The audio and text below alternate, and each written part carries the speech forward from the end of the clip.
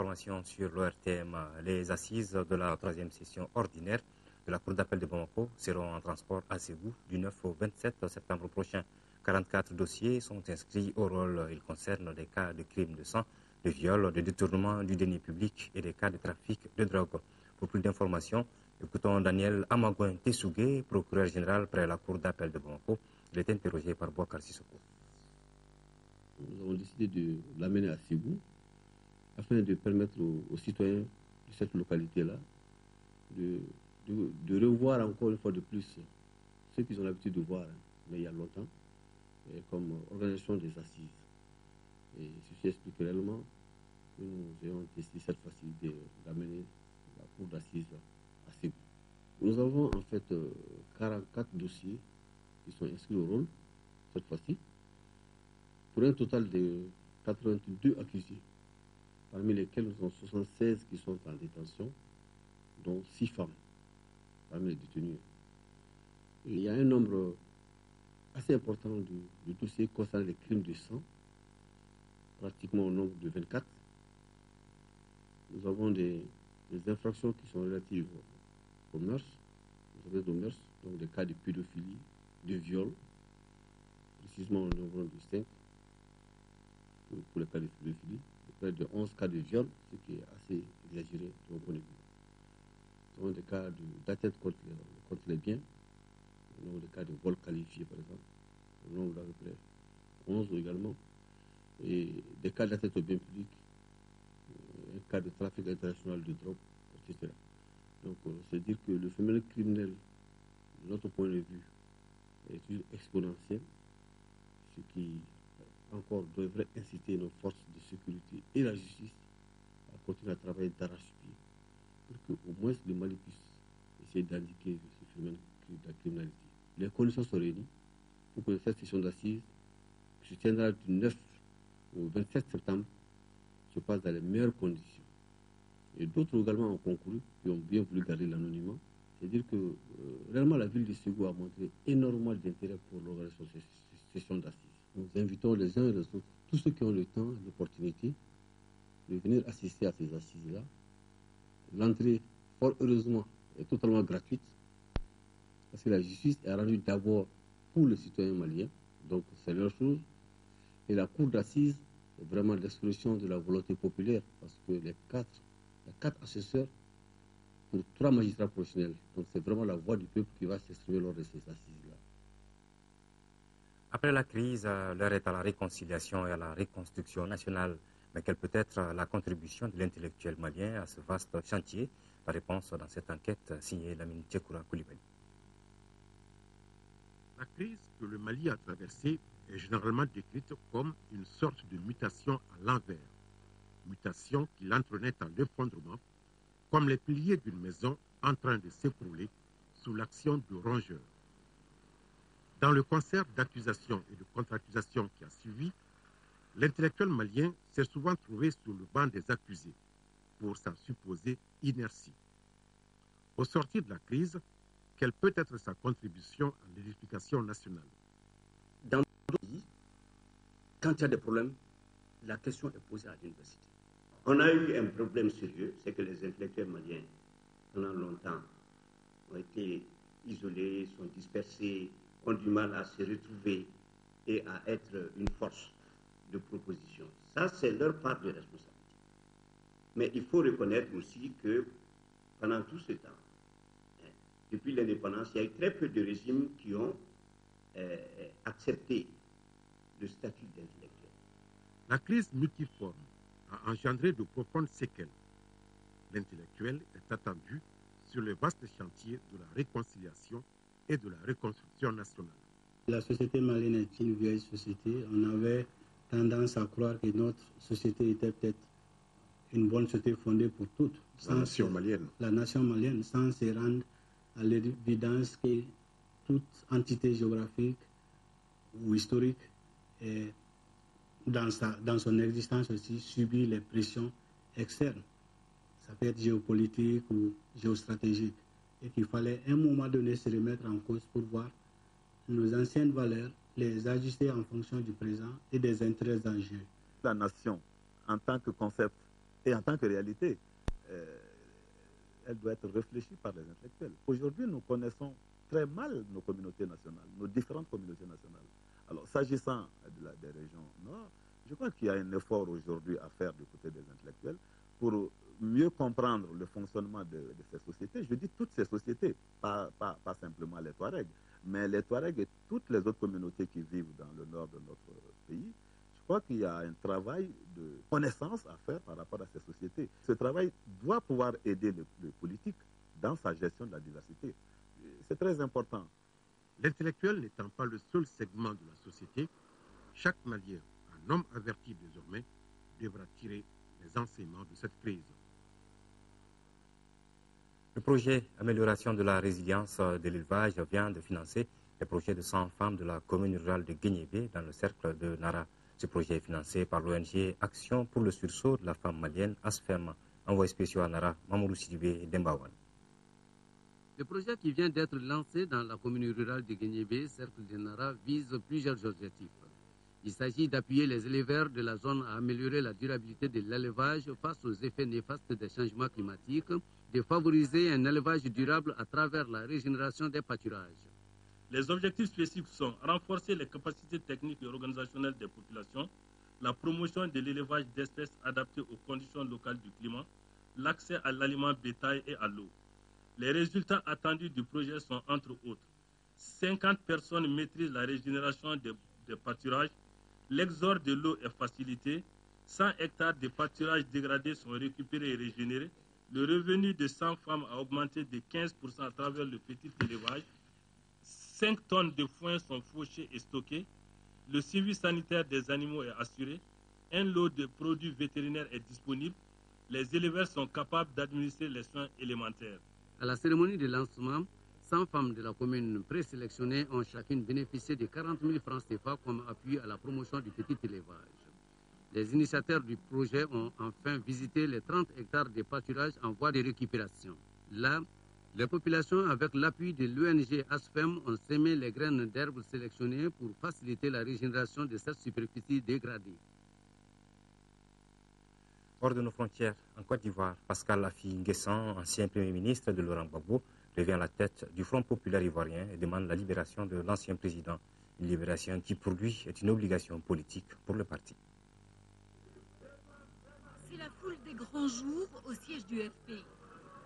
L'homme qu'ils sont venus voir, c'est lui, Pascal Affi N'Guessan, l'ancien Premier ministre de Laurent Gbagbo, libéré il y a un mois. C'est son retour à la tête du parti, avec un discours très attendu, une véritable rentrée politique pour le FPI, sur laquelle planent nombreux tutélaires de Laurent Gbagbo. Problème de gouvernance. Solennellement, je voudrais dire ici que la lutte pour la libération de Laurent Gbagbo est pour le FPI une obligation politique et un impératif catégorique. 3 quarts d'heure durant, Pascal Affi N'Guessan donne le là. Après une charge virulente contre le pouvoir en place, il ouvre la porte à la réconciliation nationale, mais à ses conditions. J'appelle le chef de l'État, le président Alassane Ouattara, une fois qu'il aura libéré tous les prisonniers politiques, civils et militaires, exilés, à convoquer les États généraux de la République, qui seront l'instrument opérationnel de la réconciliation. Satisfaction du côté des militants. Pour eux, c'est le retour du FPI sur le devant de la scène politique ivoirienne. Jusque-là, on était dans la cachette, on était en cachette. Mais maintenant, là, je pense qu'à partir de cette passation, tout est clair, il n'y a plus rien et le FPI avance. Avec Pascal Affi N'Guessan, plusieurs barons du FPI retrouvent la direction du parti. Simone Gbagbo, toujours incarcérée, est-elle maintenue à son poste de 2e vice-présidente. À présent, le monde en bref, avec des escales en Italie, en France, au Japon et au Brésil, où des manifestations ont eu lieu samedi dans les principales villes du pays pour dénoncer la corruption de la classe politique.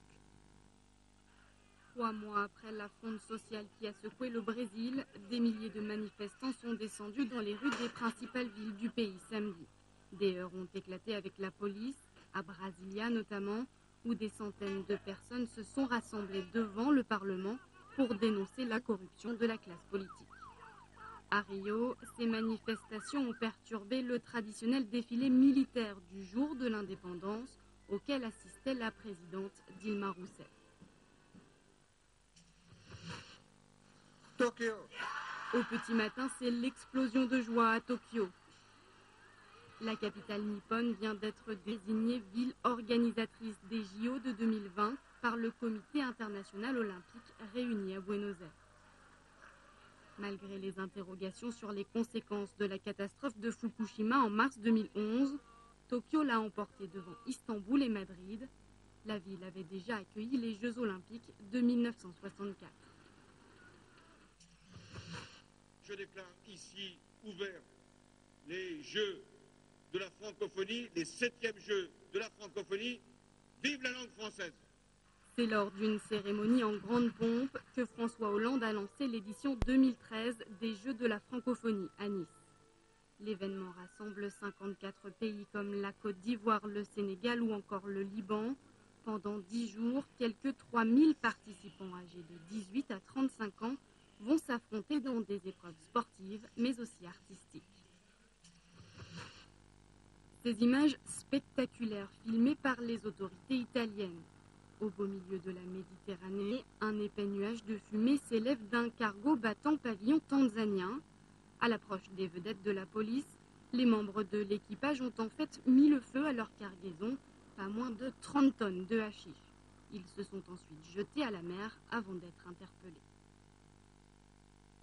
Voilà, retour chez nous avec l'association de jeunes Nous Pas Bouger de Gao qui viennent procéder au lancement de ces activités pour sensibiliser les populations au renforcement de la paix et de la cohésion sociale après l'occupation de la région par les bandits armés. À travers ces actions, l'association entend contribuer à l'effort des autorités dans la réconciliation des populations. Écoutons Amaï Abdoulaye, porte-parole de l'association Nous Pas Bouger de Gao. Il est au micro de Bouakar Bablé Touré. Il s'agit d'attirer l'attention des populations de Gao par rapport à ce qu'on appelle cohésion sociale. C'est un combat que nous avons eu à mener.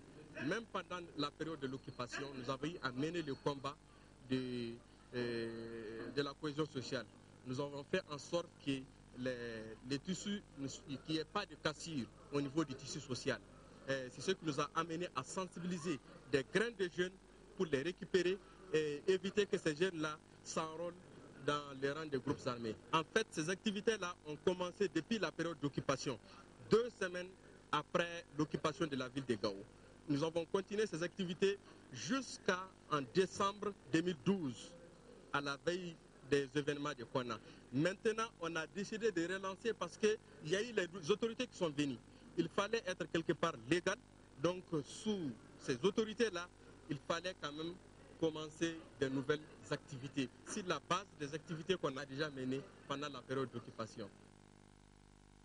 Le mode culture de cette édition, la tresse, s'avérait être une œuvre d'art, une parure et dans certains cas, un élément protecteur. Qu'il s'agisse d'arranger simplement les cheveux ou d'en faire une parure ingénieuse, la coiffure a toujours été un souci constant dans nos communautés.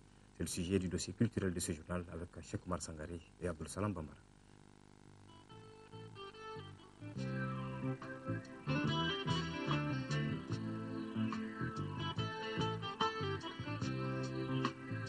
La coiffure remonte à la nuit des temps. Certains égyptologues la situent au paléolithique. Les tresses traditionnelles du Mali expriment le statut social, la situation matrimoniale ou encore l'appartenance ethnique des femmes qui les arborent. Se tresser est toujours l'affaire des femmes. Cependant, des hommes se tressent exceptionnellement dans certaines circonstances comme lors des manifestations de réjouissance populaire du Sankimo ou celles sacrées du Sigui au pays d'Ogon. Les modèles de tresses ont évolué avec le temps. Elles sont très changeantes, à la fois pour marquer les modes, c'est-à-dire les goûts de l'époque, mais aussi pour marquer quelquefois les excentricités jeunes, un peu pour dire voilà, nous marquons notre époque, nous la vivons, et nous la vivons par tel ou tel mode de coiffure. Les tresses jouent un rôle essentiel dans la quête permanente de la beauté et de l'élégance de la femme. Cependant, elles sont parfois volontairement muettes. Il s'agit dans ce cas précis de coiffure généralement fruste, très rudimentaire et sommaire, tout simplement pour éloigner la femme de son aspect esthétique. Elle la porte pendant 4 mois et 2 jours, mais chaque vendredi, elle se coiffe. C'est une vieille dame qui doit s'en occuper de ces coiffures-là. La femme doit porter du batokoum pendant au moins 3 mois si l'enfant est un garçon, pendant 4 mois si l'enfant est une fille.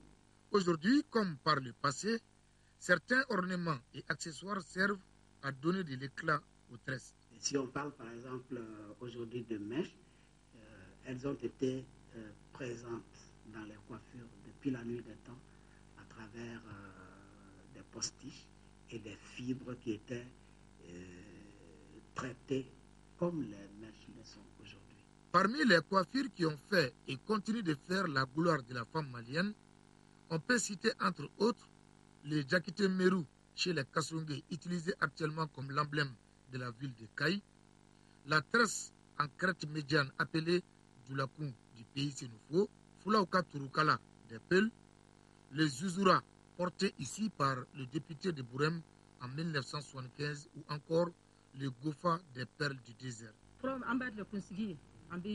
Autrefois, le Gofa était tressé directement sur les cheveux.